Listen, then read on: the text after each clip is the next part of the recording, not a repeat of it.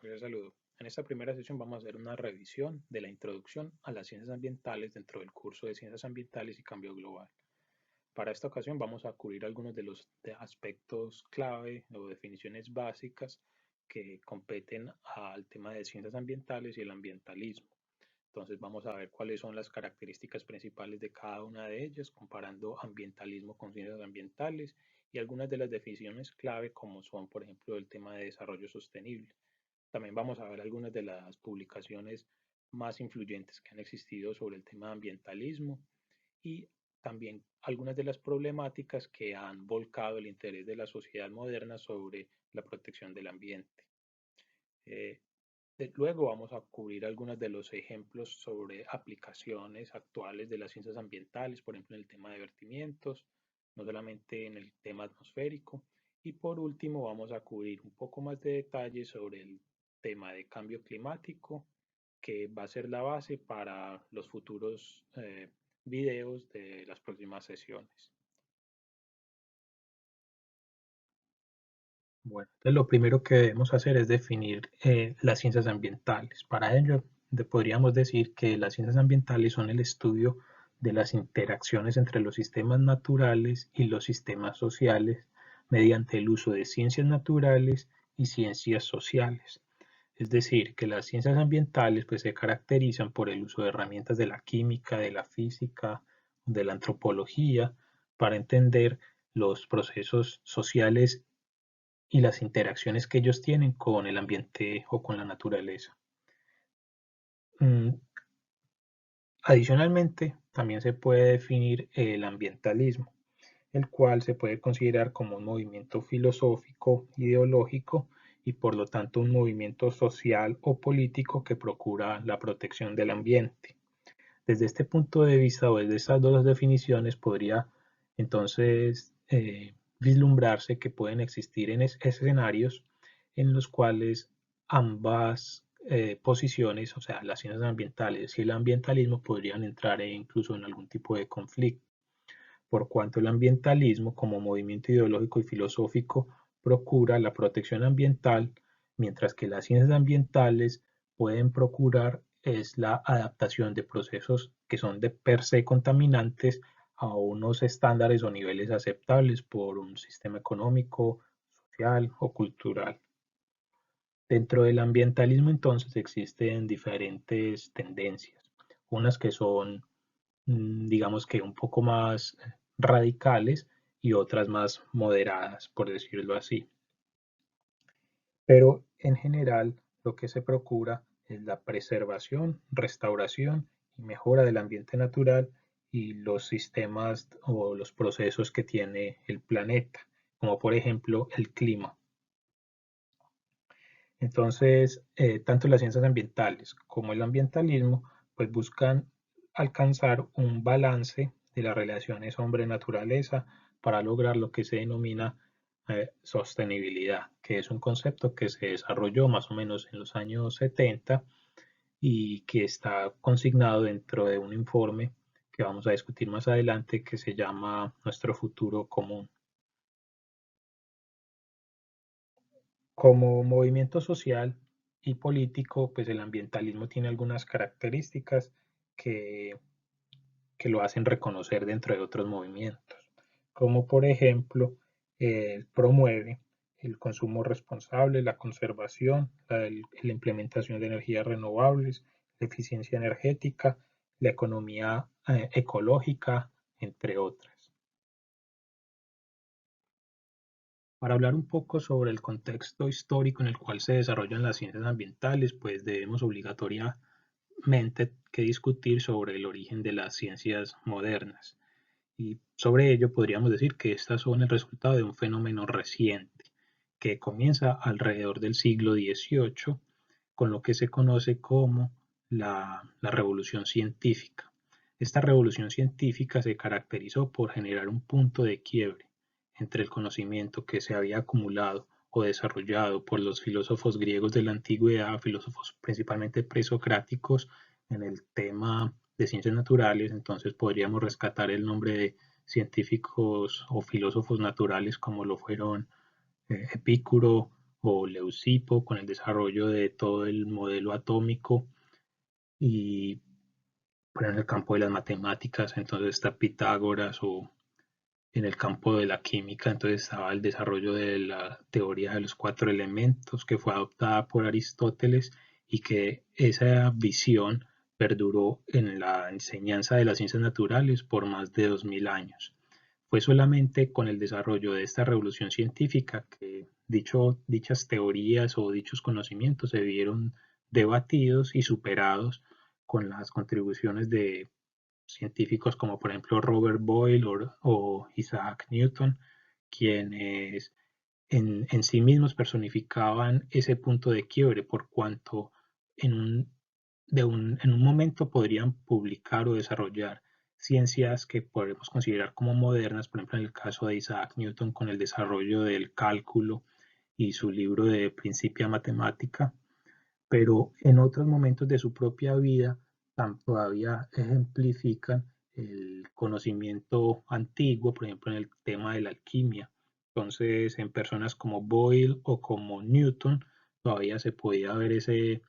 esa disparidad entre un desarrollo de ciencias naturales o ciencias modernas basadas, por ejemplo, en el desarrollo del método científico o experimentación y medición cuantitativa, y eh, ese antiguo conocimiento que se remontaba a miles de años atrás y que hoy sabemos que no son verídicos o comprobables experimentalmente. Otra de las personas que tuvo una gran contribución en el campo de la química fue Lavoisier, quien introdujo todo el tema de experimentación cuantitativa. Entonces, anteriormente, por ejemplo, el caso de la química era todo muy empírico, y fue Lavoisier con sus mediciones cuantitativas que logró, por ejemplo, derrumbar algunos de los conceptos aristotélicos. Eso por el campo de las ciencias modernas. Sin embargo, si quisiéramos discutir cuál es el origen de la problemática ambiental dentro de un contexto histórico más amplio, deberíamos decir que el punto de quiebre o de inflexión fue el desarrollo de la civilización humana en sí misma. Si bien sabemos que el Homo sapiens tiene una existencia de más o menos 350.000 años, las primeras ciudades solamente se desarrollaron en el año 3500 a.C. en la región de Mesopotamia, por unas civilizaciones que se llamaban los sumerios. Y estos son un momento histórico importante porque fue mediante el desarrollo de estas ciudades que el hombre comenzó realmente a dominar los ciclos naturales, y por lo tanto se creó una división entre los ciclos sociales y los ciclos naturales. Es decir, mediante la planeación urbana o mediante la jerarquización de las estructuras sociales se podía vivir en una ciudad que garantiza o que garantizaría los servicios y los requerimientos para el desarrollo de una persona sin depender de los ciclos naturales. Todo esto pues mediante la planeación, por ejemplo, de las cosechas, el almacenamiento y los sistemas de riego, por ejemplo, que fueron tan importantes para el desarrollo de estas primeras ciudades. Se dice que la primera ciudad eh, es Uruk, aunque esa es una definición que puede ser un poco caprichosa porque depende de cómo se define una ciudad. Entonces, unas personas podrían definirla como un asentamiento humano caracterizado, por ejemplo, por la existencia de murallas. Esa es una de las definiciones para, para ciudad en la antigüedad. Pero hay otras personas que la definen simplemente basados en la complejidad de la estructura social. Entonces, digamos que sin entrar en esos detalles, podríamos decir que las primeras ciudades fueron alrededor del año 3500 a.C., alcanzaba una población de aproximadamente 14.000 habitantes. Pero hay otras ciudades también en la antigüedad que alcanzaron poblaciones mucho mayores, como por ejemplo el caso de Babilonia, también en Mesopotamia, con una población de aproximadamente 200.000 habitantes, que es una población equivalente a la de Szeged actualmente, en el año 600 a.C. Entonces, estas primeras ciudades lo que permitían es la creación de lo que se denomina como un mundo artificial, en la cual el hombre lograba de cierta forma separarse de los ciclos pues, naturales mediante el desarrollo de infraestructura urbana como acueductos, almacenamiento de cosechas, etc.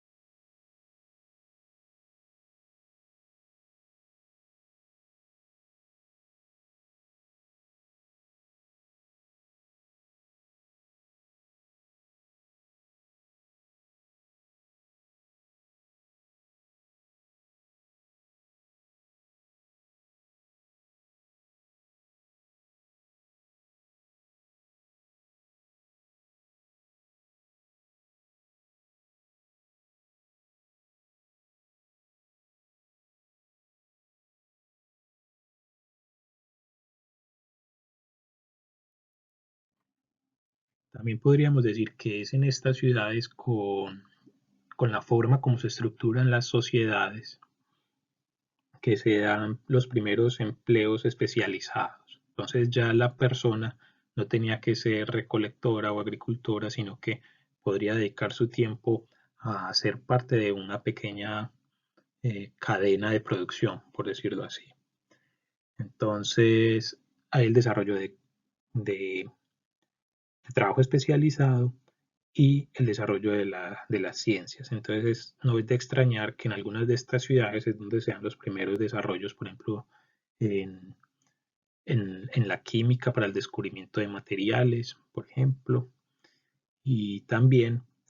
aparecen algunas contribuciones importantes en las artes. Entonces, es en las ciudades sumerias donde se da el desarrollo de la escritura por primera vez y en esos momentos es donde aparecen, por ejemplo, el primer poema escrito, que es el de Gilgamesh, que está pues escrito y tenemos evidencia arqueológica al respecto.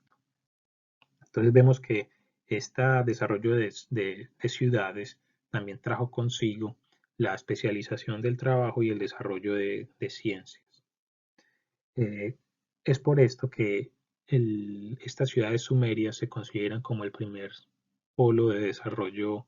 de las ciencias y que con el paso de los milenios pues se fue desplazando desde Oriente Medio, o sea, Mesopotamia y alrededores, lo que actualmente sería Irak o Irán, hacia Europa. Entonces hubo como varias olas en las cuales el polo se fue desplazando por Anatolia, llegó hasta llegar principalmente a Grecia, donde se da todo el desarrollo filosófico de los griegos, de los filósofos presocráticos y pues Sócrates también, eh, y que posteriormente se mezcla con todo el conocimiento antiguo de los egipcios mediante las campañas de Alejandro Magno.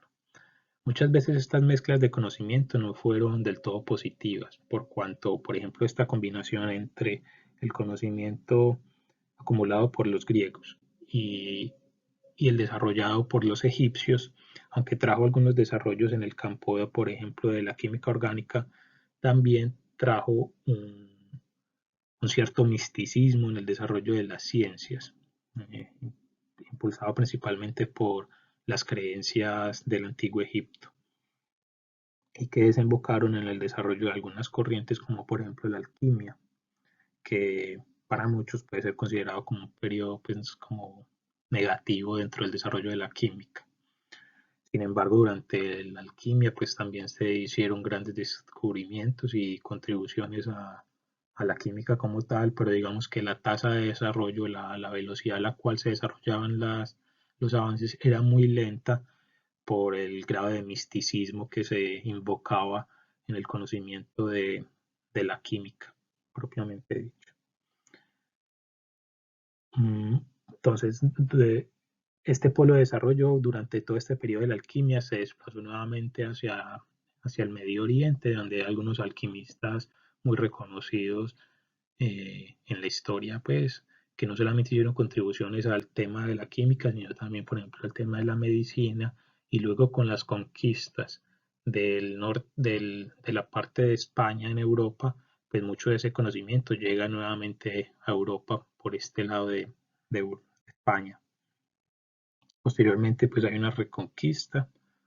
y ya el polo de desarrollo, pues digamos que se queda muy localizado en Europa hasta llegar principalmente al tema de la revolución científica con las personas pues, que les comenté anteriormente, entre otras.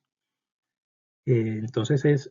es a partir de este conocimiento de las ciencias modernas desarrolladas a partir del método científico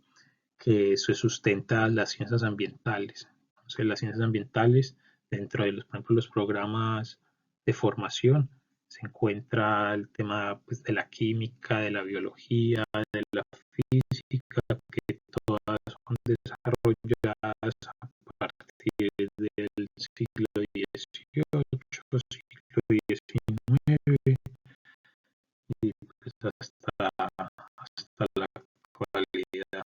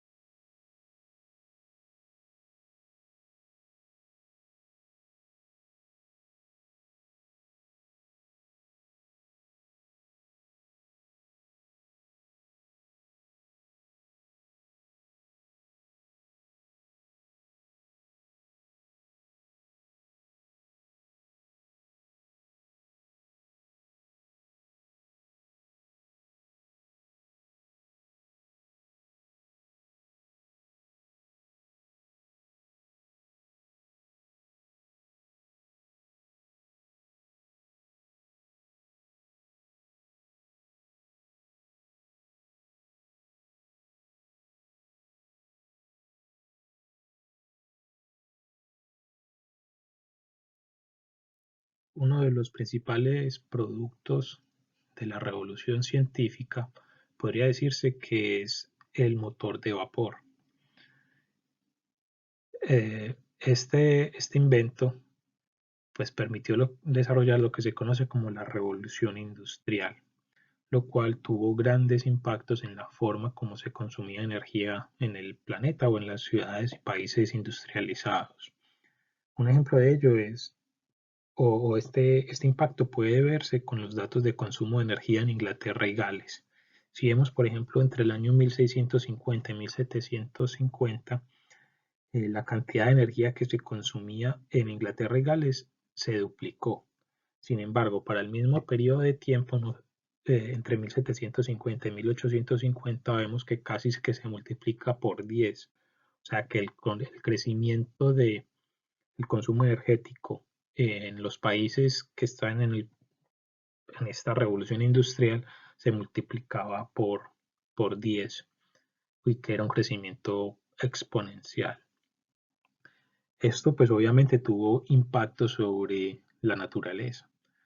toda vez que se sabe que, por ejemplo, en el caso de Bélgica, se utilizó el 52% del área boscosa para la producción de carbón en 1820. A la mitad de los bosques de Bélgica fueron consumidos para la producción de carbón que alimentaba estos motores de vapor. También en esta época se desarrollaron otras importantes contribuciones o descubrimientos en el tema de materiales para optimizar el proceso de producción de vapor en los motores de vapor. Un ejemplo de ello es el desarrollo de la mejoría en el combustible, pasando del uso de carbón vegetal a coque, lo cual permitía incrementar la producción de, de metales en el tema de la industria metalúrgica. También en este periodo de tiempo se desarrolla o se encuentra o se desarrolla la primera perforación para la obtención de pozos de petróleo en Estados Unidos. Y como vemos, pues esta revolución industrial ha tenido grandes impactos en la calidad atmosférica, por cuanto estos combustibles tienen unos productos de emisión, como lo son el dióxido de carbono, los óxidos de nitrógeno, que como vemos en las gráficas, pues han venido creciendo exponencialmente con relación al consumo energético. Entonces vemos que también existe una tendencia de crecimiento exponencial. Y no solamente eso, sino que posteriormente con el desarrollo de las ciencias y de la química, pues se lograron producir contaminantes que no existían naturalmente en la atmósfera, como por ejemplo los CFC, que fueron inventados o descubiertos en 1930 y que, como vemos en la gráfica inferior derecha, pues en la atmósfera no existían, pero con el desarrollo de estas nuevas tecnologías, pues se comienzan a vislumbrar su presencia en la atmósfera. Lo que vemos con eso es que efectivamente las actividades humanas son capaces de influir en la concentración de los gases en la atmósfera, porque como vemos, pues el CFC no es un producto natural, mientras que el metano, el dióxido de carbono, los óxidos de nitrógeno podrían darse de forma natural. El CFC es netamente antropogénico y por lo tanto su presencia en la atmósfera se debe específicamente por la actividad industrial, y vemos que pues, efectivamente se pueden medir, indicando que la escala de la actividad industrial pues es suficiente como para introducir o para modificar la condición natural de la atmósfera.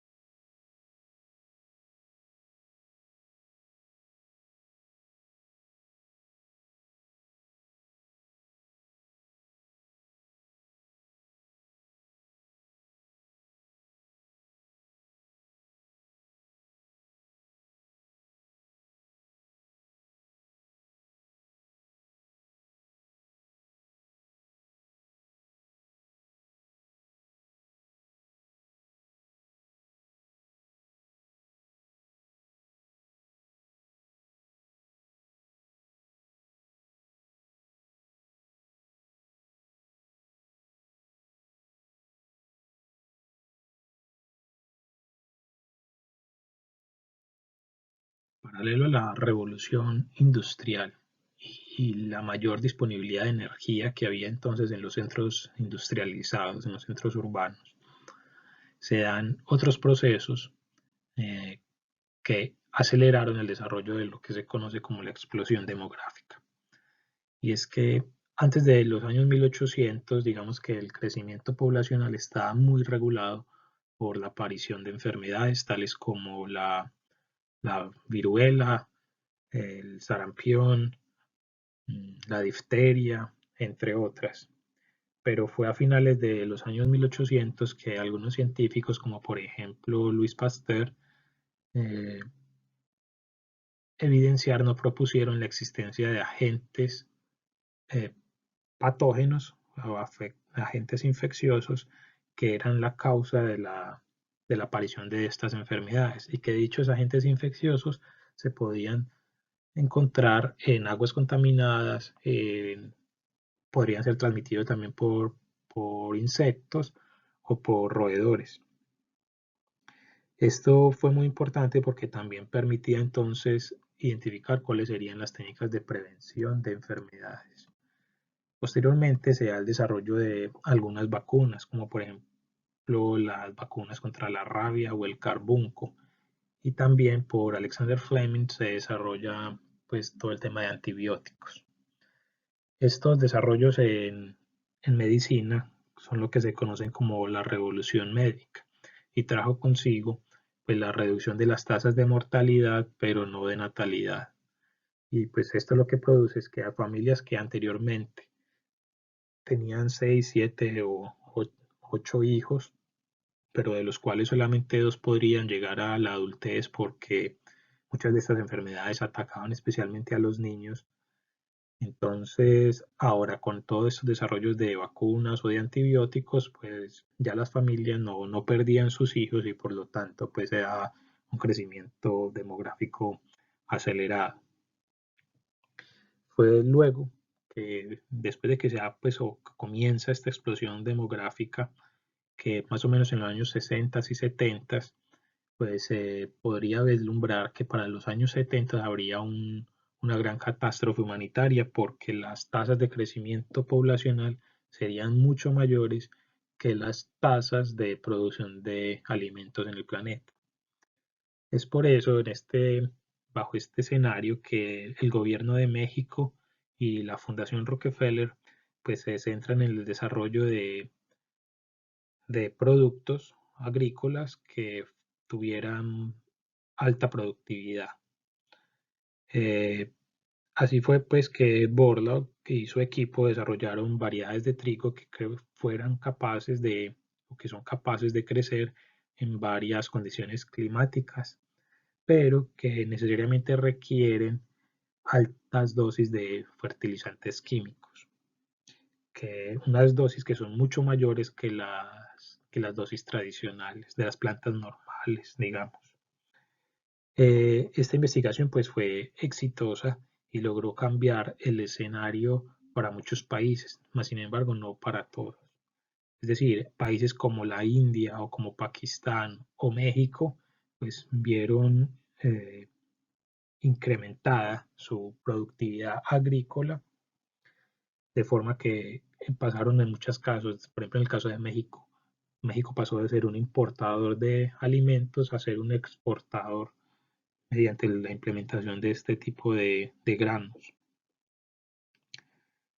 Y también desde el punto de vista ambiental hay algunas personas que defienden esta revolución verde, que es como se llama todo este proceso del desarrollo de variedades de alta producción,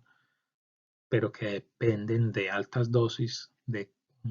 fertilizantes. Entonces, hay personas que defienden estos desarrollos tecnológicos porque en caso de que no se hubieran desarrollado, se estima que la cantidad de suelo agrícola que habría que destinar para poder alimentar la población pues se habría duplicado y eso implica mayor presión sobre los bosques naturales y por lo tanto pues mm, degradación del ambiente natural.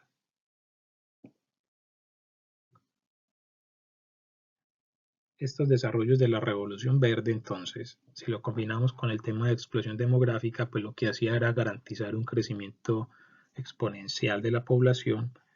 y es lo que vemos pues en la gráfica a la derecha, donde podemos ver cómo ha sido el crecimiento de la población y el consumo de fertilizantes que tienen una relación causa-efecto pues como muy clara. En la actualidad, la revolución verde tiene muchas críticas. Una de ellas es pues la dependencia de estos productos a pesticidas, a irrigación y fertilizantes, que están desbalanceando algunos de los ciclos naturales, como por ejemplo el ciclo del nitrógeno o el ciclo del fósforo en los sistemas naturales. Y otra es que la revolución verde solamente es posible en países que tengan cierto nivel económico o ciertas características que permitan la mecanización de la agricultura. Pero hay otras regiones del planeta donde la implementación de dichas tecnologías no fue posible.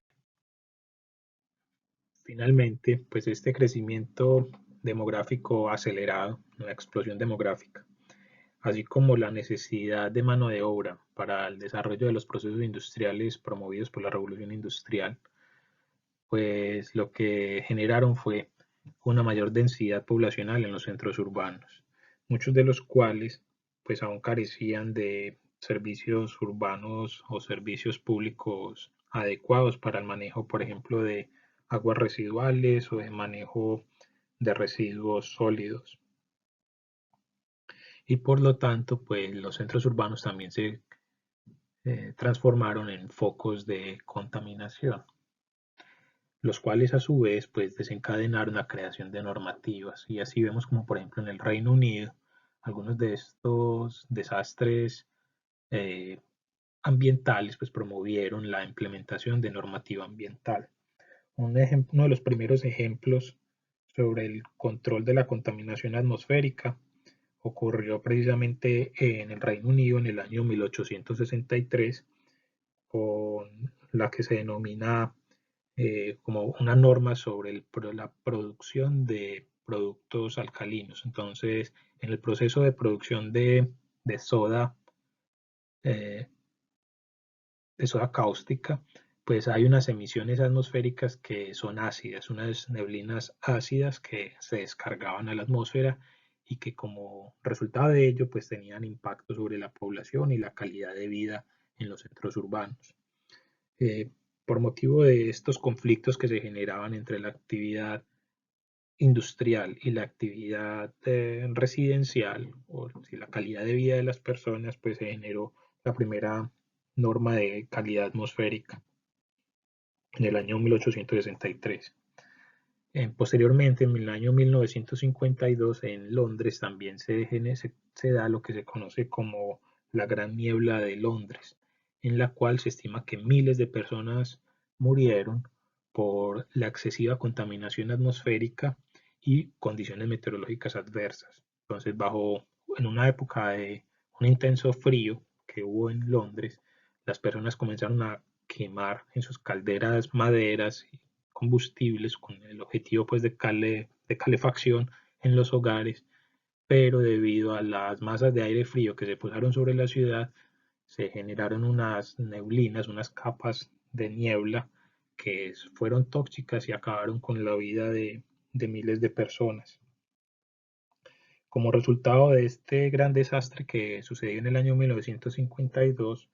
se crearon normas sobre la calidad atmosférica y las emisiones que fueron promovidas y publicadas en el año 1956. Así pues, se establece muy claramente cuál es la relación que existe entre la calidad de vida y la calidad ambiental y cómo estas dos componentes deben conversar, digamos, para una adecuada planeación urbana. ¿Cuál fue el impacto de estos eventos de contaminación y que incluso pues, produjo la muerte de miles de personas? Que en Londres y pues, en el Reino Unido comenzaron ciertos movimientos que se denominan Back to Nature, en los cuales Este tipo de movimientos que podríamos denominar como ecologistas, lo que establecían es que la contaminación que se presentaba en los centros urbanos, pues no era como el ideal de vida que se prometía, sino que la verdadera calidad de vida se encontraba en los centros o en las zonas rurales. Y de ahí pues el nombre, ¿cierto? Back to Nature, como volver a lo natural, en la cual la vida urbana se establecía o se planteaba como de una forma utópica. Posteriormente, este movimiento Back to Nature, digamos que fue retomado por otro movimiento en los Estados Unidos que se llamaba Back to the Land, el cual promovía situaciones parecidas, pero que luego lo haremos un poco mejor. Estos fenómenos de contaminación no son exclusivos, obviamente, del Reino Unido, de Inglaterra o ciertas ciudades europeas, sino que también en Norteamérica pues, se presentaron ciertas catástrofes o desastres ambientales que promovieron el desarrollo de normativa ambiental. Uno de estos desastres que todavía permanece en la memoria colectiva es el desastre del Exxon Valdez, que era un barco petrolero de la empresa Exxon Corporation, que en el año 1989 tuvo un vertimiento descontrolado de 37.000 toneladas de hidrocarburo en Alaska, en las playas de Alaska. Pues este desastre tuvo graves impactos sobre la fauna marina y sobre la contaminación de las playas. Y como resultado, pues se generó una multa de 5.000 millones de dólares a la empresa y la creación de nueva normativa sobre la contaminación por hidrocarburos y la prevención, que se publicó en 1990. O sea, un año después del vertimiento y del desastre se publicó esta normativa. Algo similar, digamos un poco similar, fue con el caso del DDT, que es un componente activo utilizado en la agricultura, la fertilización y control de plagas. Sobre esta molécula o sobre el impacto que tiene este producto químico, hubo una investigadora, una bióloga en Estados Unidos llamada Rachel Carson, quien hizo una investigación y publicó un libro denominado Silent Spring o Primavera Silenciosa. Ella hizo esta publicación en el año 1962 y este libro se considera uno de los 25 más influyentes de divulgación científica. El libro tuvo tanto impacto en la sociedad norteamericana que concluyó en la creación de la Agencia de Protección Ambiental de los Estados Unidos, que conocemos como la EPA, siendo esta, pues la EPA, una de las instituciones a nivel mundial que son pioneras en el estudio de la contaminación, en la creación de normativa y en todo el tema pues, de ciencias ambientales. Una de las acciones de la EPA fue precisamente la prohibición en el uso de DDT para la agricultura en el año 1972.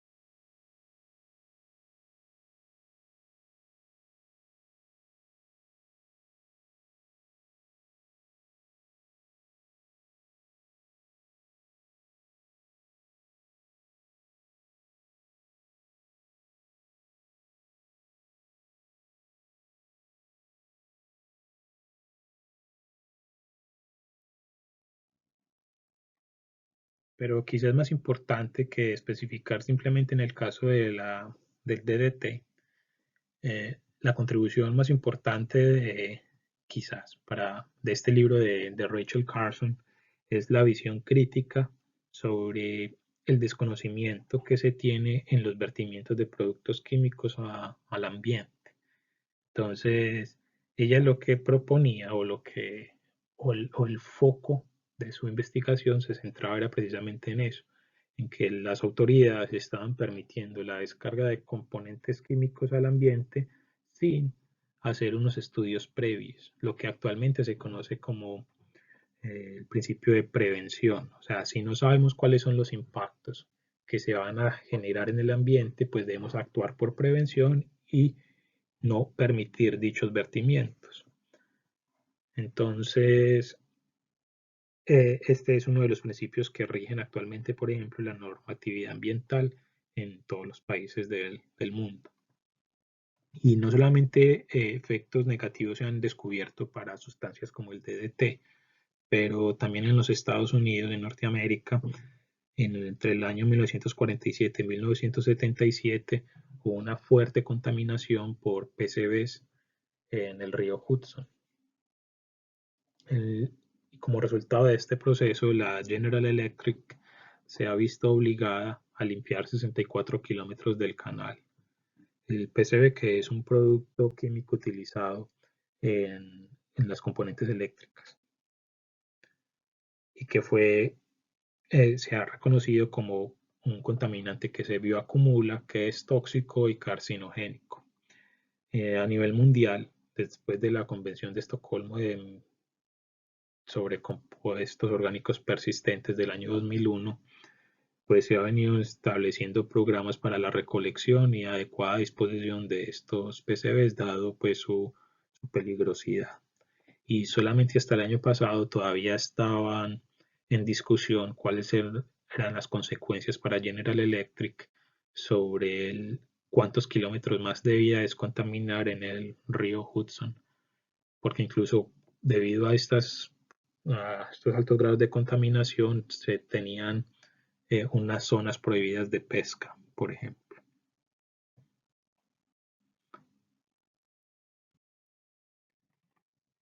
Y es así que en este contexto, entre los años 1960 y 1970, que ya la población tenía una conciencia sobre el impacto que tenía la contaminación en la calidad de vida de las personas, por ejemplo en los centros urbanos, que se dan lo que se conoce como las conferencias de la Tierra. La primera conferencia de la Tierra se desarrolló en Estocolmo en el año 1972.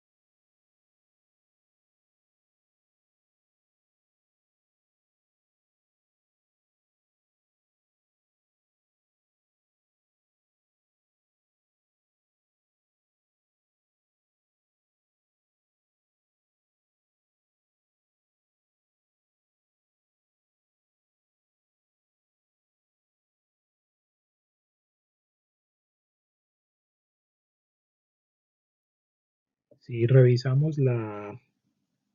declaración de la Conferencia de Estocolmo, pues vemos que allí ya se sientan las bases de lo que se conoce como el desarrollo sostenible, que fue propiamente desarrollado en el informe Brundtland de 1987. Sin embargo, en la conferencia de Estocolmo, ya ahí, en esa declaración de convicciones, ya aparecen representadas como las bases de este debate. Es decir, por un lado, se promueve el desarrollo social y la mejora de la calidad de vida. Por otro lado, se requiere también pues, la protección ambiental y la conservación de los procesos naturales. Y todo esto pues, está directamente relacionado con los límites económicos. Y es precisamente ese balance entre ecológico y económico donde se sitúa uno de los documentos rectores o principales que fue discutido dentro de la conferencia de Estocolmo. Este documento se conoce como el informe Meadows, pero su título es Los límites del crecimiento, en el cual los autores, pues como su nombre lo dice, establecen que el crecimiento económico no puede ser infinito, sino que está limitado pues, por una oferta natural. El informe fue fuertemente criticado por diferentes personas, en parte porque los autores eran estudiantes de doctorado, entonces digamos que para algunos políticos eso no era suficiente por ser personas muy jóvenes, digamos, y, y también porque se acogió otra teoría que es la que se conoce como la hipótesis de Kuznets, que eh, según la cual cuando hay un mayor crecimiento económico, pues al principio va a haber una época de fuerte contaminación, pero a partir de cierto punto, donde se continúa teniendo crecimiento económico, la calidad ambiental tiende a mejorar.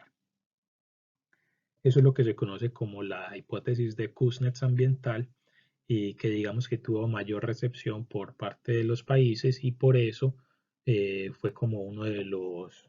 las líneas en las cuales se pretendía trabajar y que vamos a profundizar pues en la sesión de economía ambiental. Entonces, sobre la conferencia de Estocolmo podemos decir que esa pues fue la primera cumbre de la Tierra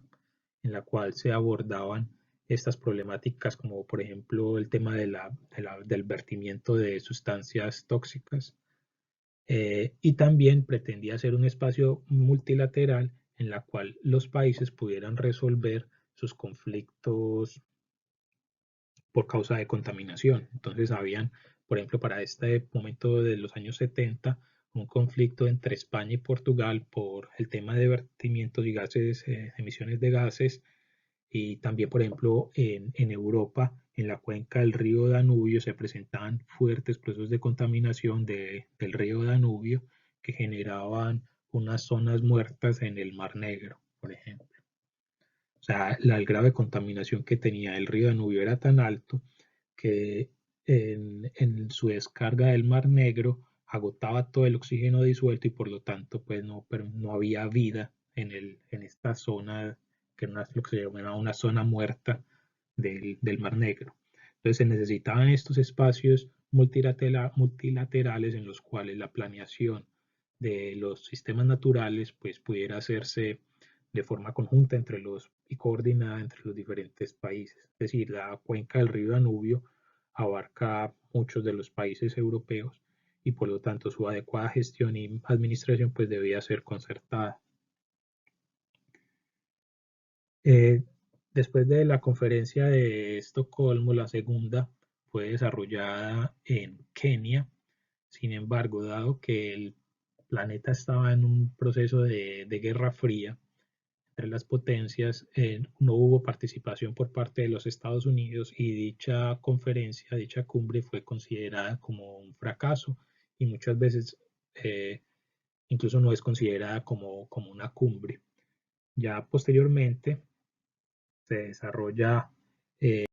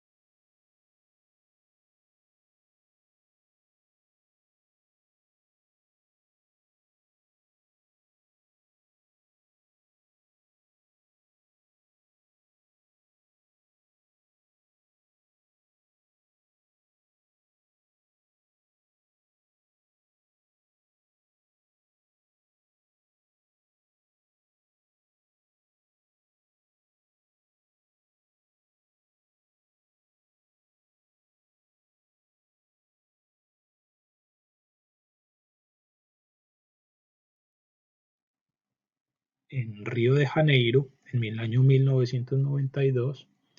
y para dicha cumbre se presenta el informe, lo que se conoce como el informe Brundtland de 1987, el cual se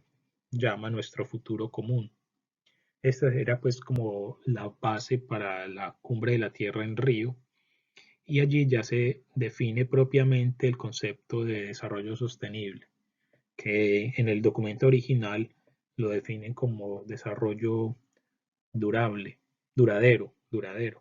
pero actualmente ya se conoce como desarrollo sostenible, según el cual se debe satisfacer las necesidades de las generaciones presentes sin comprometer las posibilidades de las generaciones del futuro para atender sus propias necesidades. Entonces es como una evolución de lo que se venía discutiendo de la conferencia de Estocolmo y fue una conferencia de un alto impacto a nivel mundial, por cuanto a partir de dichas cumbres se comenzó el fortalecimiento de todo el marco legislativo y así vemos como la creación, por ejemplo, de ministerios de ambiente en prácticamente todos los países del mundo comienzan en los años 70 hasta el año 90, precisamente en este marco de las cumbres de la Tierra de las Naciones Unidas. Adicionalmente, dentro de las Naciones Unidas, pues se crea el UNEP, que es, digamos que la parte de las Naciones Unidas que está encargada de la protección del ambiente y que es como la entidad que organiza todos estos espacios multilaterales.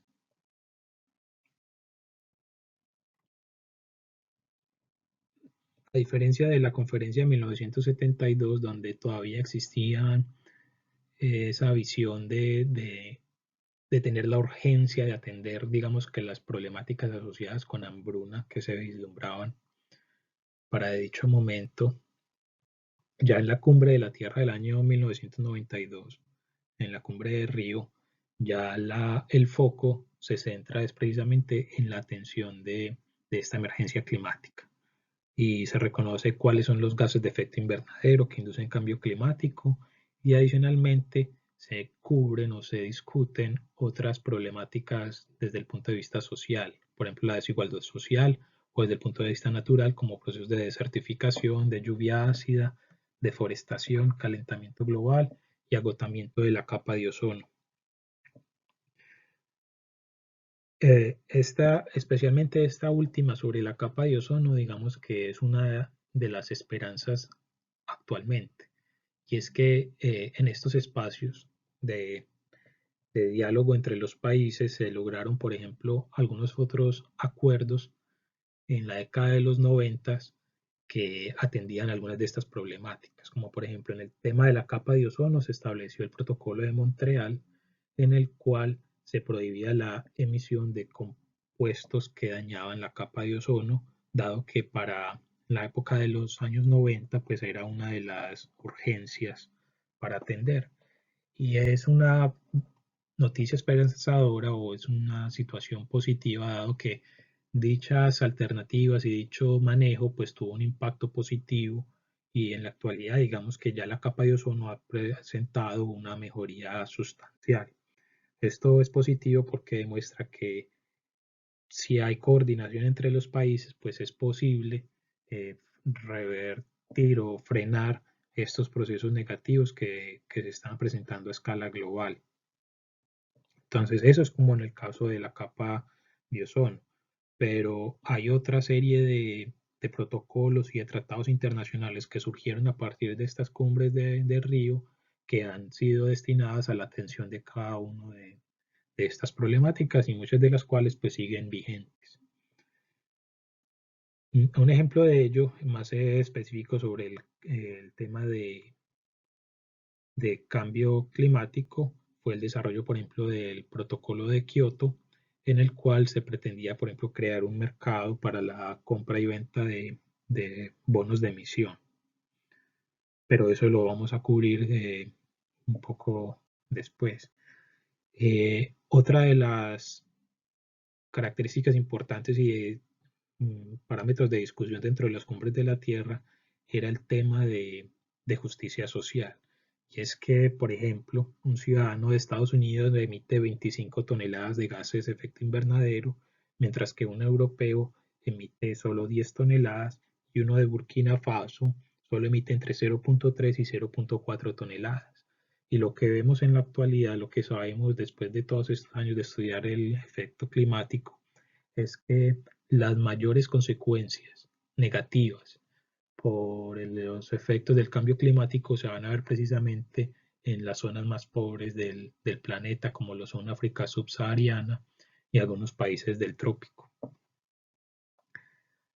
Entonces ahí también se establece cuáles son como los escenarios de discusión desde un punto de vista social y de justicia social, como así se lo llama.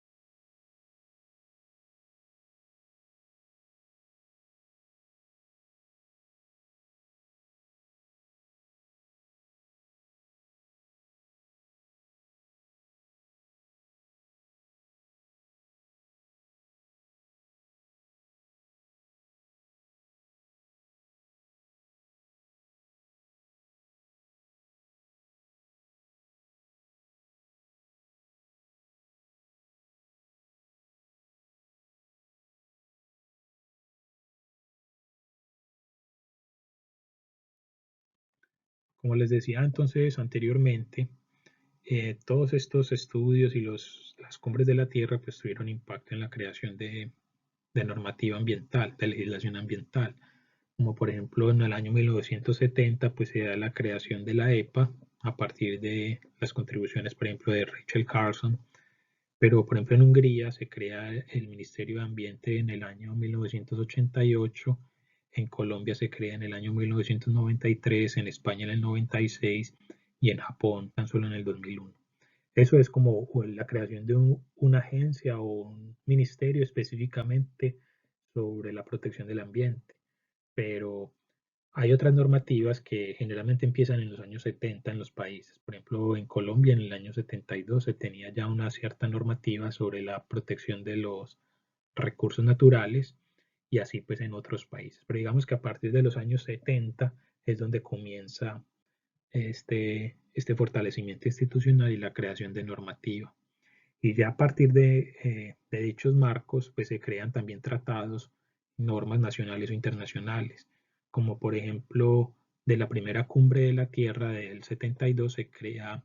el CITES, que se creó en el año 1973 para el control de comercios de fauna y flora amenazadas, o la Convención Ramsar para la protección de humedales, el Protocolo de Montreal para la protección de capa de ozono, o Basilea para el control de residuos peligrosos y los Objetivos de Desarrollo Sostenible en el 2015, que son como una evolución de los objetivos del milenio, que también va a ser un tema de discusión en una sesión posterior. A nivel local también se crean pues movimientos sociales ambientalistas que desembocan finalmente en la creación de movimientos políticos. Entonces, generalmente o prácticamente en todos los países del mundo, pues se han creado lo que se conocen como los partidos verdes, que como lo dijimos al principio, pues lo que buscan es la preservación y restauración del ambiente y la asignación de derechos a,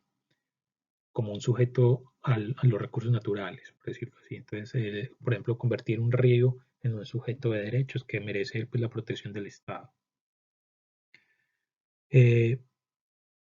Todo esto pues, ha sido como una respuesta a los fenómenos de contaminación y de degradación que se vivían en los centros urbanos a partir de los procesos de la revolución industrial, que también ya lo discutimos. Pero hay que tener mucho cuidado y es que en la actualidad, pues muchos de estos fenómenos de partidos y, y procesos sociales, pues han producido lo que se conoce como el greenwashing, que lo que hace es que se le pone simplemente la etiqueta de verde para poder vender. Entonces, por ejemplo, hay casos como un Starbucks en el 2008 cuando se decía que un producto era más sostenible porque no tenía una cubierta plástica sin pajilla, pero que en realidad consumía más plástico, por lo tanto era más contaminante. O también se presentan algunos eufemismos como, por ejemplo, decir oro verde o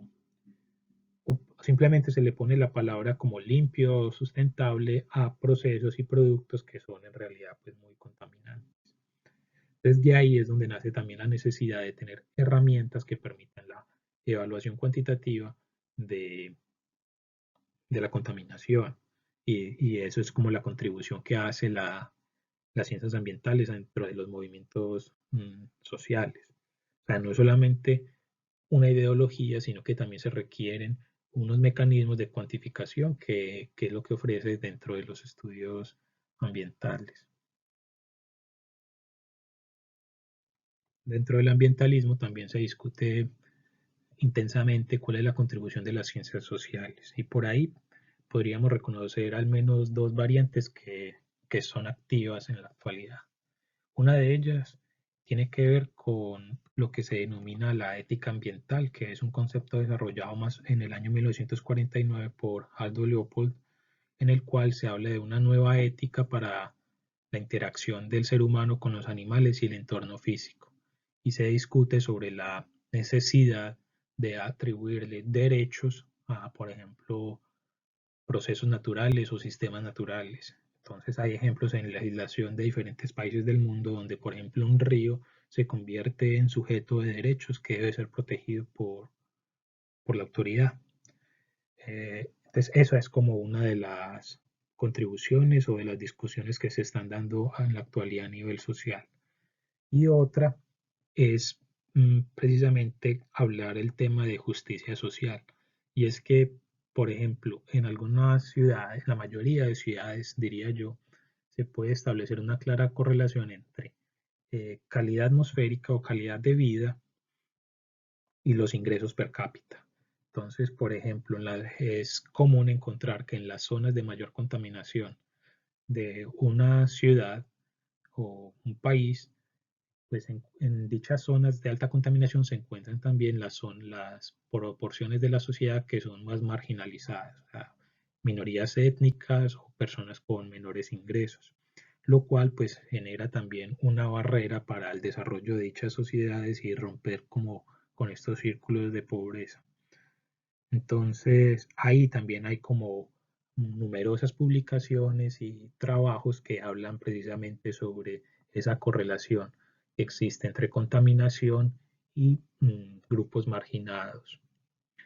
Y eso también lo vemos como lo discutimos hace unos minutos en el tema de cambio climático, donde las mayores consecuencias de la contaminación están siendo cargadas por precisamente los países más pobres. Pero eso solamente al principio, porque cuando las condiciones negativas por ejemplo, en el caso del cambio climático, cuando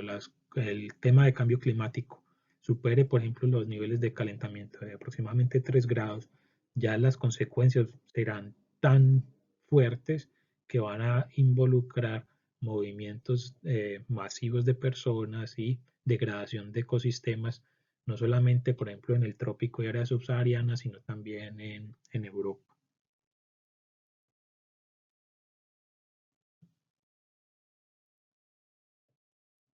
Del mismo modo, entonces, esta contribución de las ciencias sociales también surge como una necesidad, o sea, no es solamente como una evolución de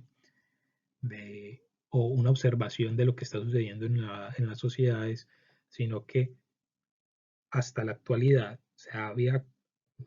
intentado solucionar las problemáticas ambientales desde un punto de vista económico. Entonces, por ejemplo, con la creación de tasas por contaminación o mercados de emisiones.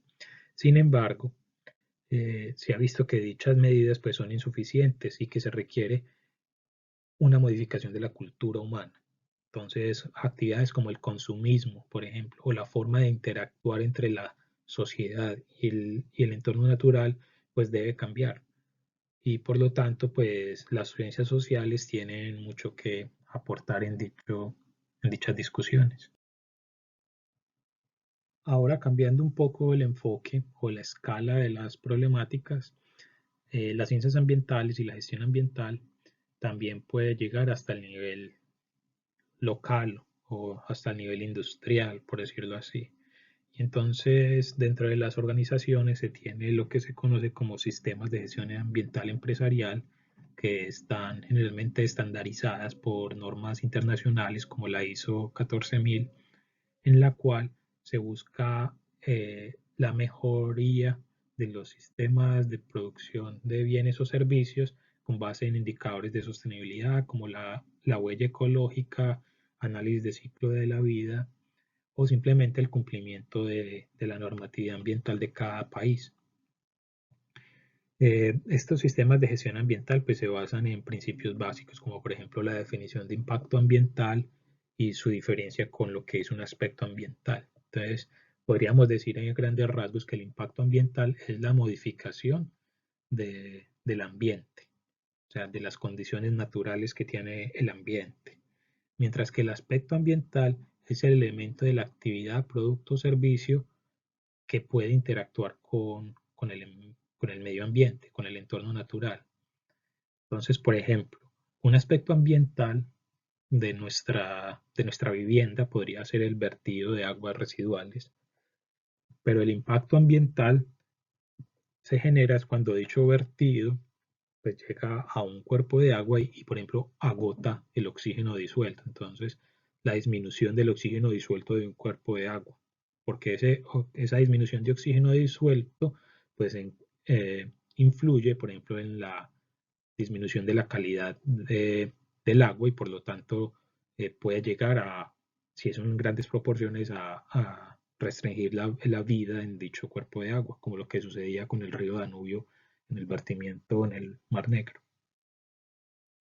Entonces vemos que la gestión ambiental puede llegar a unas escalas tan grandes como lo puede ser el estudio del clima, que es una escala planetaria, o a detalles como el proceso industrial local e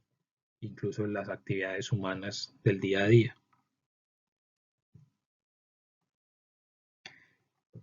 Aquí también es importante entonces resaltar que el impacto ambiental se basa en, en un diagnóstico de cuál es la condición local natural. Y para ello, entonces se tienen identificadas como una serie de impactos ambientales y de los límites, dentro de los cuales un impacto puede ser más o menos significativo. También hay que reconocer que existen impactos ambientales que pueden ser positivos, como por ejemplo, en la descarga de una hidroeléctrica, después de que se ha generado la electricidad, generalmente las aguas salen con gran energía y pueden generar procesos de oxigenación de los cuerpos de agua,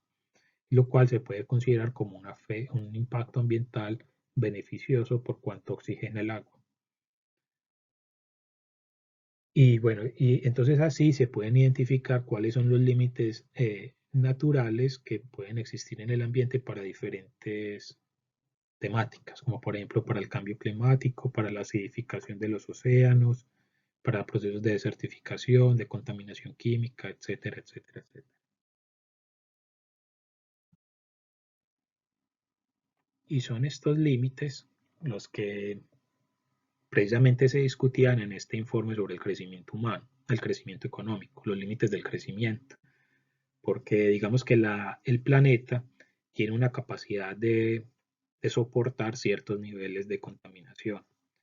Y ahí es como una espada de doble filo, o sea, ahí hay un riesgo importante y es que sería como muy intuitivo pensar que el cambio de la condición natural puede empeorar de forma lineal, es decir, poco a poco se puede ver deteriorada, pero no siempre esa es la situación en un ambiente natural, sino que muchas veces, como por ejemplo en el caso de dinámicas de poblaciones de animales, digamos que el ambiente natural es capaz de soportar ciertas presiones hasta un punto máximo, a partir del cual puede haber un cambio muy veloz, sustancial en las condiciones naturales. Y ese es precisamente el riesgo que estamos viviendo actualmente en problemáticas planetarias como el del cambio climático. Y es que estamos llegando a unos niveles de concentración de dióxido de carbono que son que nunca han sido vistos en la atmósfera terrestre por miles de años y por lo tanto podemos estar traspasando ese límite de, del sistema natural que podría desencadenar procesos abruptos que pueden afectar la cultura y nuestro modo de vida. En una escala, digamos, regional o local, podemos ver algunos ejemplos de ciencias ambientales, pues como en acción. Uno de ellos es el tema de modelación de emisiones atmosféricas. Entonces, generalmente entre las herramientas que tienen las ciudades para su planeación, existen los requisitos o los requerimientos de las industrias de modelar qué pasa con los gases que son emitidos. Porque como vimos, por ejemplo, en el caso de Londres en 1952, pues puede tener consecuencias fatales para la población que allí vive. Entonces se hacen, por ejemplo, modelaciones de emisiones atmosféricas por medio de química ambiental, química atmosférica, meteorología y el uso de herramientas como sistemas de información geográfica. Del mismo modo, se pueden hacer modelación de vertimientos de aguas residuales que analizan cómo los ríos son capaces de autodepurarse o limpiarse a sí mismos una vez se ha realizado el vertimiento de ciertas cargas orgánicas, por ejemplo. Pero existen contaminantes que los ríos pues simplemente no son capaces de procesar porque pueden ser tóxicas y acumularse en la cadena trófica. Para este tema de modelación de vertimientos dentro de las ciencias ambientales se basan en otros estudios como por ejemplo de hidráulica, de química ambiental, de hidrología o biología. Y en la mayoría de los casos pues se trata también como de el análisis de datos. Entonces, se utilizan sistemas de información geográfica, sistemas de sensores remotos, inteligencia artificial, entre otros. Entonces, digamos que desde el punto de vista de ingeniería, pues hay toda una serie de herramientas que se utilizan diariamente para intentar prevenir y controlar la magnitud de los impactos ambientales. La idea de todos estos estudios es que sean preventivos. Entonces, dentro de la normativa internacional o la normativa de cada país que se aplica a nivel local, pues se requieren, por ejemplo, estudios ambientales, como se conoce. Entonces, hay, por ejemplo, estudios de impacto ambiental que lo que buscan es evaluar la naturaleza de un impacto ambiental y establecer ciertos criterios para evaluar su severidad. O sea, si, por ejemplo, un impacto es persistente o si es reversible, pues existen ciertos criterios que se pueden evaluar, como aparece en la tabla en la parte inferior, cuál es la intensidad, la extensión, la reversibilidad, si el impacto ambiental es sinérgico. Por ejemplo, si hay un vertimiento que cumple varias condiciones, por ejemplo, en un agua que sea tibia, digamos, en una zona tropical, hay un agua tibia de un lago y allí se hace un vertimiento de una carga orgánica, digamos que el hecho de que la temperatura del agua sea alta y se esté haciendo una descarga orgánica, ambos efectos son sinérgicos y por lo tanto la afectación al ambiente pues es mayor que si se hiciera, por ejemplo, en un cuerpo de agua más frío, por decirlo. Entonces así hay una serie de metodologías de valoración de impactos ambientales que lo que buscan es precisamente establecer cuáles son la jerarquía de dichos impactos para promover medidas de manejo, lo que se denominan planes de manejo ambiental. Entonces, si hay que desarrollar nueva infraestructura, como por ejemplo plantas de tratamiento de aguas residuales, cuáles serían los límites requeridos para dichos niveles de tratamiento y entre otras. Entonces, todo este tipo de actividades también aparecen requeridas de forma obligatoria por la normativa de la mayoría de países pues, en la actualidad. Finalmente, quisiera hablar un poco sobre cambio climático. Y es que, bueno, según las Naciones Unidas, la contaminación es transfronteriza y necesita una acción de todos los países. Esta fue una de las premisas que se acordó en Estocolmo en 1972. Y también, como es transfronteriza, se conoce, se sabe que, por ejemplo, África genera solo el 4% de las emisiones de gases de efecto invernadero, pero será el país más afectado. Dada esa desigualdad, se han creado algunos mecanismos según los cuales los países más desarrollados podrían comprar sus derechos de emisión a países en desarrollo, mediante el desarrollo de tecnologías limpias para el desarrollo de dichos países pobres. Entonces, por ejemplo, un país como Alemania podría invertir en la implementación de tecnologías limpias para la producción de energía en un país más pobre, como por decir Colombia, y con base en esas emisiones que se dejarían de emitir en Colombia por la implementación de energías limpias, entonces una empresa alemana podría tener el derecho de seguir contaminando. Ese sería como uno de los principios sobre los cuales se desarrolló el Protocolo de Kioto en 1997. Dicho protocolo se implementó, aunque algunos países lo rechazaron. Y en la actualidad hay proyectos que se encuentran desarrollando a partir de dichos mecanismos de desarrollo limpio, como se conocían a partir del Protocolo de Kioto. Entonces allí se creó un mercado de emisiones. Posteriormente, en el año 2009, se firmó lo que se conoce el Tratado de Copenhague, con el cual se establecían nuevos objetivos para reemplazar los del Protocolo de Kioto. Sin embargo, no fue un tratado tan exitoso porque no habían, como los países dijeron que sí iban a actuar, pero no se establecieron compromisos cuantitativos de reducción de emisiones. Y finalmente, en el Acuerdo de París de 2015, ya los países se comprometieron a a cumplir ciertas metas de calentamiento. Entonces, se estableció una meta de permitir solamente un calentamiento global de 1.5 grados con relación a la periodo de la revolución industrial, o sea, preindustrial. Y pues la meta era 1.5, pero también se podría estimar hasta más o menos 2 grados centígrados. Con base en dicha meta, los países debían establecer sus contribuciones a la reducción de emisiones. Entonces, los NDCs, que ustedes lo pueden encontrar en YouTube y en documentos pues, de las Naciones Unidas, los Nationally Determined Contributions, con los cuales cada país se comprometía a reducir sus emisiones para lograr el cumplimiento de esta meta. Sin embargo, resulta que los expertos del IPCC, la Convención Marco de las Naciones Unidas sobre el Cambio Climático, recopilaron todos estos NDCs o las metas que se propusieron los países y determinaron que de seguir en esta tendencia vamos a tener un calentamiento no de 1.5 ni de 2, sino de incluso 5 grados centígrados. Y que como lo vamos a ver en una sesión posterior, esto podría tener consecuencias eh, enormes sobre los sistemas productivos de los países más pobres, por ejemplo, y sobre la sociedad occidental, la sociedad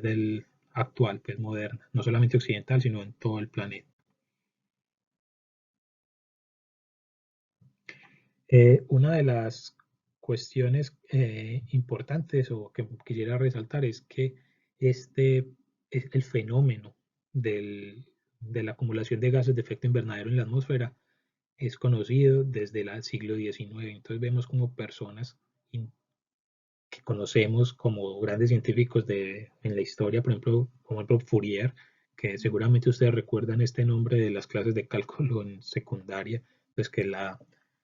transformada de Fourier o integrales y demás, él fue uno de los primeros en establecer la presencia del efecto invernadero debido a la presencia de estos gases en la atmósfera. Pero también hay otros nombres muy famosos dentro de las ciencias como Arrhenius, el estudiante Arrhenius, quien predijo el efecto del dióxido de carbono y del metano en la atmósfera en el año 1896. Inclusive en 1931 ya se sabía que duplicar la concentración de dióxido de carbono aumentaría la temperatura de la Tierra en 4 grados centígrados. Y así pues han habido autores de gran renombre a través de la historia científica que han soportado dicha, dichas afirmaciones. Y el IPCC incluso ha sido capaz de modelar cuáles son las tendencias de la concentración de dióxido de carbono en la atmósfera por miles de años mediante el estudio de casquetes polares y demás, que después lo vamos a profundizar un poco.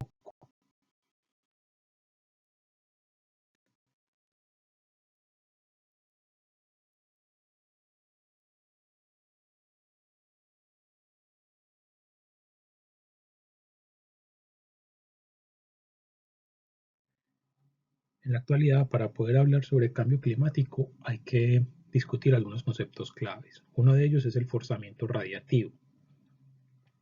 Este forzamiento radiativo se define como la diferencia entre la radiación solar absorbida por la Tierra y la energía radiada de regreso al espacio. Entonces, como vemos en la imagen a la derecha, en naranja aparece la radiación que llega a la Tierra por parte del Sol, la energía que llega del Sol, que se estima en unos 1300 watts por metro cuadrado. De una fracción de dicha energía es reflejada hacia el espacio exterior por la atmósfera, entonces, y por diferentes estructuras que hay en la superficie, como por ejemplo por los casquetes polares. O sea, la nieve blanca sirve como un espejo que refleja la luz del sol de, de nuevo al espacio sin ser absorbida en la superficie terrestre. Igualmente pueden servir para reflejar esa radiación solar los, los, los aerosoles. Pero estos aerosoles dependen de su composición química, o sea, hay aerosoles que pueden absorber la energía y por lo tanto tienen un efecto de calentamiento global, mientras que hay otros aerosoles que por ser blancos, como por ejemplo sulfatos que salen de las emisiones volcánicas, pueden enfriar el planeta dado que no absorben la luz, sino que la reflejan de nuevo al espacio. Entonces, ese es el tema de reforzamiento radiativo, que analiza cómo es el comportamiento de cada una de las componentes que se pueden encontrar en la atmósfera o en el planeta, con relación a la radiación solar, a la constante solar, que es los watts por metro cuadrado que llegan desde el Sol.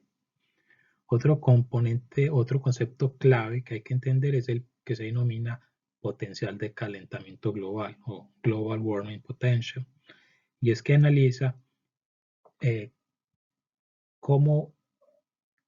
o compara mejor cómo es la capacidad de calentamiento que tiene una sustancia en la atmósfera. O sea, sabemos que, por ejemplo, para el dióxido de carbono se asigna un potencial de calentamiento global de 1. Entonces, esa es como la medida de referencia. Pero existen otros gases en la atmósfera que tienen potenciales de calentamiento mucho mayor. O sea que con muy pocas cantidades de dicho gas en la atmósfera estaríamos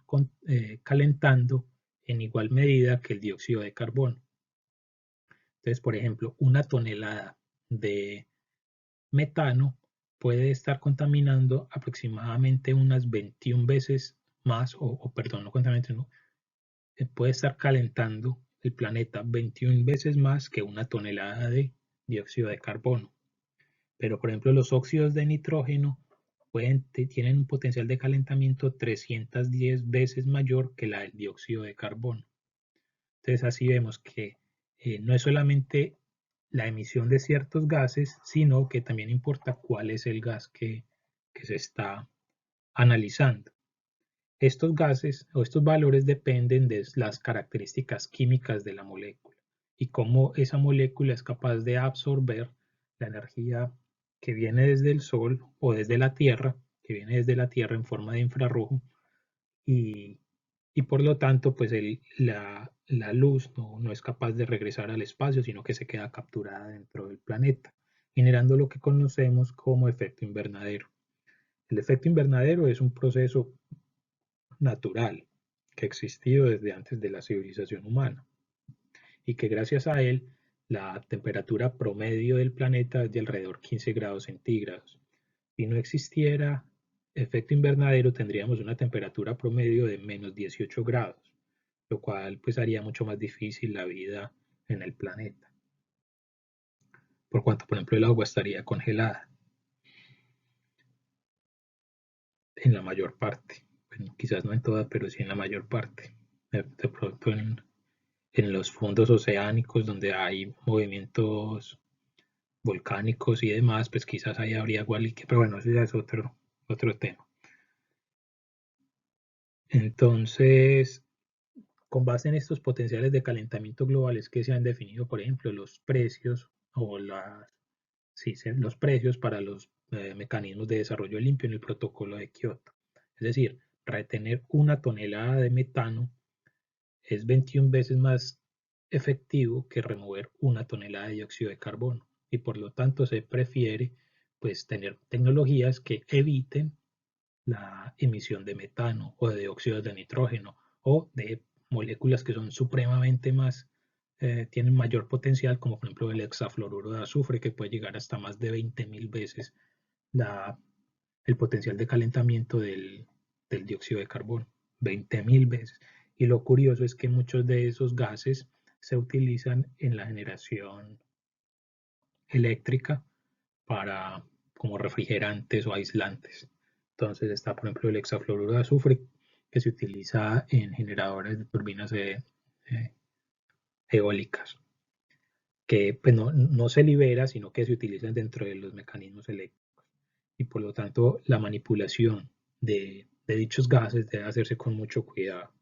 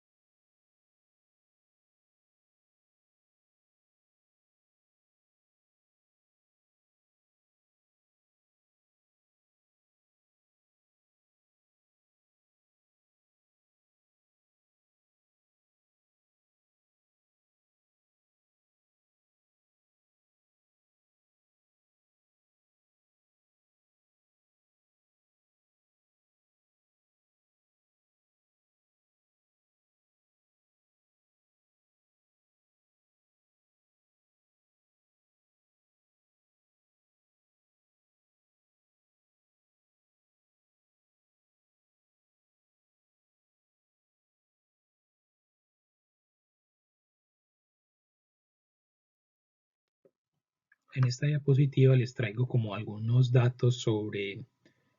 cómo ha sido la evolución de la composición de dióxido de carbono, o la composición de la atmósfera en términos de dióxido de carbono. Y lo que vemos es que si se analizan los datos de casquetes polares, o sea, toman muestras de hielos que están en los casquetes polares y dentro de ese hielo quedan capturadas burbujas de aire, que con el pasar de los tiempos y la nieve que va cayendo, pues va siendo como sepultada, digamos, por capas más recientes de nieve y por lo tanto cada burbuja de aire que queda capturada en esa nieve sirve para caracterizar cómo era la composición de la atmósfera en ciertos periodos de la historia. Utilizando estos datos se ha analizado cómo es la composición de la atmósfera hasta más de 800.000 años. Lo que vemos entonces es que durante los últimos 800.000 años la concentración de dióxido de carbono nunca ha sido superior a las 280 partes por millón. Sin embargo, como vemos en la gráfica a la izquierda superior en color rojo, el dióxido de carbono en la actualidad está llegando a los 400 partes por millón, o sea que en la actualidad la concentración de dióxido de carbono es mucho mayor que la que se ha visto en la atmósfera durante los últimos 800.000 años. Eso es bastante significativo y pues y desmiente muchos de los procesos de los negacionistas. También lo que vemos de la imagen a la derecha, de la gráfica a la derecha, es que en la parte de arriba, en negro, aparece la temperatura. Entonces, cómo ha sido la fluctuación de la temperatura durante los últimos 800.000 años. Y en la parte inferior aparece cómo ha sido la fluctuación de la concentración de dióxido de carbono en este periodo de tiempo. Y lo que vemos es que la relación es directa. O sea, si sobreponemos una imagen sobre la otra, vemos que los picos de temperatura coinciden perfectamente con los picos de dióxido de carbono. Y por lo tanto, la estrategia actual de controlar las emisiones de dióxido de carbono pues está bien fundamentada. Una vez tengamos una mejor control o podamos reducir esas concentraciones de dióxido de carbono en la atmósfera, pues deberíamos ser capaces de regular la temperatura en el planeta Tierra. Por último, en la parte inferior izquierda aparece unos datos sobre forzamiento radiactivo de diferentes sustancias y emisiones. Entonces aparece, por ejemplo, las emisiones, el forzamiento radiactivo del dióxido de carbono, del metano y el total de los humanos, que aparece en la parte inferior, donde vemos que efectivamente es positiva y que los humanos, la actividad humana, pues tiene un efecto de calentamiento sobre el planeta. Generalmente todo este tema de cambio climático se mide en términos de CO2, por lo que acabamos de ver, pero en la diapositiva anterior hablábamos también de los potenciales de calentamiento global. Es por eso que muchas veces se escoge el CO2 como la unidad de análisis. Entonces, si bien las emisiones pueden ser en otros tipos de sustancias, como metano, por ejemplo, lo que se hace es convertir ese metano en lo que se denomina CO2 equivalente. Es decir, que si tenemos 21 toneladas si tenemos 1 tonelada de emisión de metano,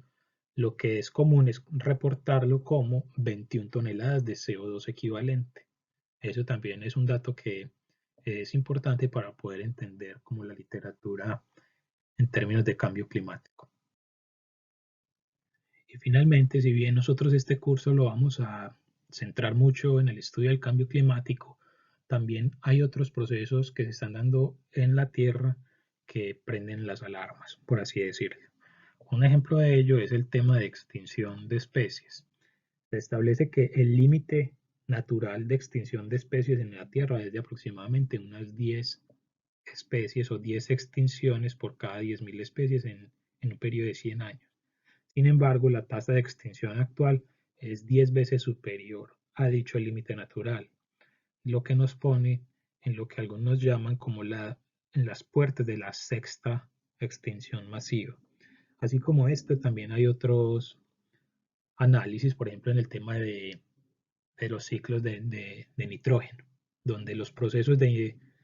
fertilización tan intensa que se dan en la agricultura, pues están afectando los ciclos de reemplazo y de fijación del nitrógeno en el planeta, y lo que produce pues fuertes contaminaciones de las aguas y los ríos por ese exceso de nitrógeno y fósforo que llegan a las fuentes de agua superficial. Entonces, digamos que este es como el panorama en el cual se desarrollaron las ciencias ambientales y que sirve como un punto de partida para los contenidos que vamos a ver en el resto del semestre. Muchas gracias.